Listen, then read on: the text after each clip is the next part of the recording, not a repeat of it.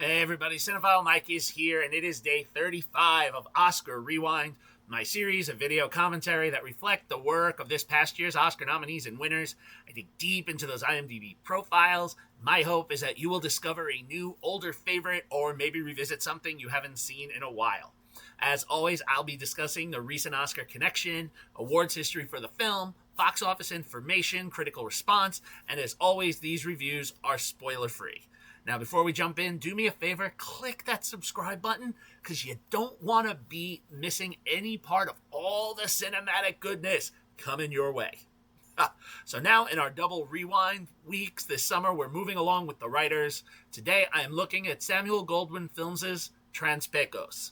Co-written by Clint Bentley and Greg Kwedar and directed by Kwedar, the film premiered at South by Southwest in the spring of 2016 and then had a limited domestic theatrical release at the same time as its digital release, which means, based on my digging, the theatrical run was super limited, and our usual source, Box Office Mojo, posted no box office information. So, for my box office pundits, I'm sorry, I know it's been a while, I have nothing for you. Critically, for the first time in Writer's Month, and actually for the first time I think maybe in a while, this film was very divided. It has a high 91% critical rating coming from 23 reviews and a stale popcorn meter of 55%, culled from over 250 audience reviews. Now, award season-wise, Transpecos won the Narrative Feature Audience Award at South by Southwest, where it was also nominated for the Grand Jury Award. It was very successful at the Nashville Film Festival. The film won the New Directors Competition Grand Jury Prize and Audience Prize for Kwedar, and a Best Actor Award for Gabriel Luna. The film was also nominated or awarded Best Narrative Feature at several other film festivals around the world. So, the writers. What's the connection? Well, if you're not quite sure, Clint Bentley and Greg Kwedar received their first Oscar nomination this year for co-writing the absolutely phenomenal screenplay and adapted screenplay for Sing Sing. Additionally, Sing Sing script was nominated by several major award circuits, including the BAFTAs, the Critics' Choice. It was named the Best Adapted Screenplay of 2024 by the National Board of Review. For my Sing Sing review and for a really cool interview I did with Greg Kwedar about that film, you can find it here on the YouTube channel, so you can dig into that. Worth noting, Kwedar and Bentley have about a decades-long relationship with 6 projects co-written, including 2 shorts and 4 features. So in this decade of working together, Transpecos marked their first feature after the 2015 short film they did, Dakota. Since then, they have written the short film 9 Races and also the feature films Jockey and Sing Sing. And they have one coming to Netflix this fall called Train Dreams. But back to Transpecos. Working border patrol between Texas and Mexico on a long stretch of desert road, we have Agent Lou Hobbs, played by Clifton Collins Jr., Agent Lance Flores, played by Gabriel Luna, and Agent Benjamin Davis, played by Johnny Simmons.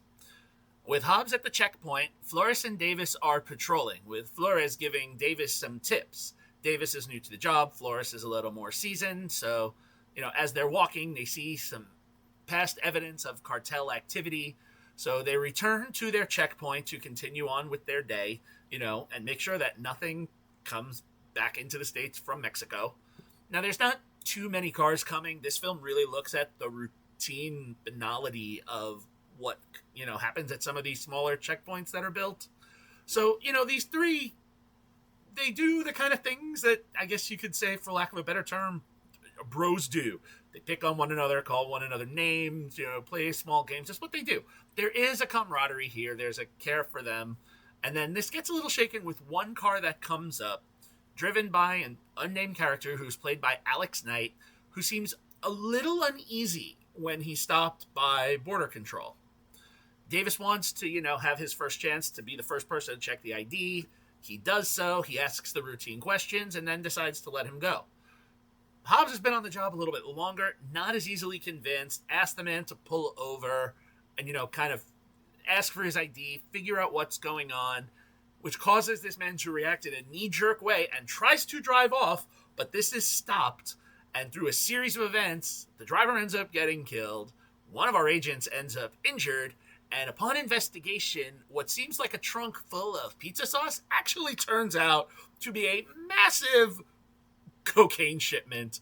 Not fully a surprise, cartel activity has been kind of rampant, but before this can be called in, one of our agents will reveal their true intentions, and it turns out they knew about this car and needed it to get through, and the fact now that it hasn't is going to have severe ramifications, and it is in this that puts our three in a tense standoff, and the lives of these gentlemen are never going to be the same again. Loyalties will be tested, common sense will be thrown out the window, and the desire to protect one another will have severe consequences, as not everyone may make it out alive once they kind of go through with what they're going to go through. Bentley and Kwedar, they've crafted a really interesting story that at first I thought seemed a little bit predictable, and when I was about to kind of write some of that off, all of my expectations were completely subverted. And even though it was a bit sort of hooked me at first, because again, they looked at that banality of the day-to-day, I see what great a purpose it did, because then the remaining 70 of this brief 85 minutes, I was totally captivated. That's a strength of the film, is that it hits its inciting event and takes you along for the ride. The script gives all of our key trio opportunities to shine. Obviously, with the standout, he won a prize, Luna. Each of these men have conflicts in the actions they take. None projected better than him. Collins and Simmons are good, but sometimes they kind of go to extremes, where Luna is able to walk that fine line between the two. We get this tense film that's really set against this beautiful, vast, sweeping backdrop. This film chronicles about a period of 24 hours, and as they go across this landscape, meant to be Texas, but it's New Mexico, we see the vastness, and Jeffrey Waldron, the cinematographer, just really shows the emptiness of the land we're in, and it echoes the desperation that our characters are really experiencing. And smartly, the film focuses on these three and doesn't really dig too deeply into the political ramifications that they could have, but this is really just a story about these characters and what they are going through now. Again, not everybody makes it to the end. That's kind of a minor spoiler. And, there's a scene that's very poignant when we lose one. That's just the way it's shot. It's so beautiful in its tragedy. I'll tell you, there's a moment here where the sunset has never looked as beautiful as it did through Waldron's lens. I think that's where I'm going to really kind of end it with this one, because this film is succinct, so to really say any more would do it a disservice. So if you are a fan of, these slow burn, desert set thrillers, kind of almost like Westerns, but not a Western, but you kind of get the gist of what I'm saying, this is a film for you. As I was watching it, I actually kind of got some vibes with Revenge, which I talked about last week. This idea of survival within an intense 24-hour period in a boundless terrain.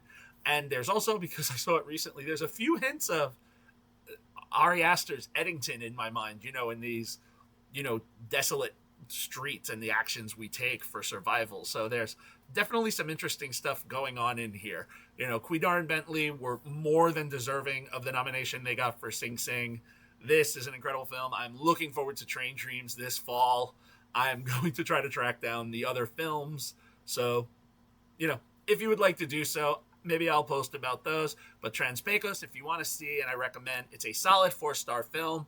Performances are good. This is a tense thriller. It's quick, and it is currently streaming on Amazon Prime as of this recording and posting. Alrighty, so there you have it. We're moving along with the writers. You have a few more episodes coming this week. You're not going to want to miss them. As always, if you like what you heard here, please click that subscribe button. Become a member of a subscriber and a member to the channel. I know how to speak. Like and share the video. You can follow me, Cinephile Mike, on all social media platforms and on Letterboxd. And there's lots of great additional content on my website, cinephilemike.com. You don't want to miss it. All right. Happy watching, everyone. And until next time, this is Cinephile Mike saying take a break and watch something new.